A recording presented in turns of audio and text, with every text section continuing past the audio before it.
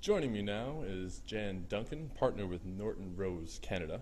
And today you were discussing how globalization is affecting CSR initiatives in the global marketplace. Can you elaborate a little bit about that?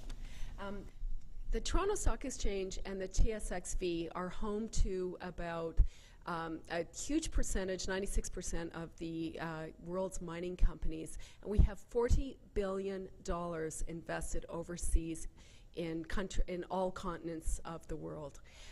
Local laws are combining with TSX and Canadian securities laws to create a very complicated web of legal requirements and what we used to call voluntary CSR principles, which really are merging together so that what was formerly considered voluntary and best practices is today caught up in the whole web of what constitutes disclosure and risk management for Canadian companies. Thank you. You also mentioned how underwriters are now starting to discuss or provide CSR questionnaires to companies who are doing infrastructure development. Do you think this has an effect of changing governance at the corporate level when we see underwriters doing this? Well, thank you very much, and it's nice to see that you're actually listening to that and caught that comment. My message to Canadian companies doing business overseas is be prepared, because more and more people are asking questions.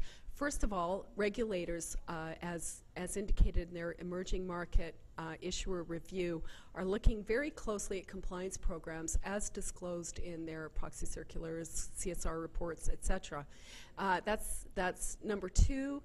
Investors, including shareholder activists, are looking at your disclosure and making shareholder proposals about your CSR practices and environmental, labor, etc. practices. So you have to be prepared to answer those questions as well, because if you can't answer them properly, you find them in the back of your proxy circular under the requirements of probably what is the governing corporate law.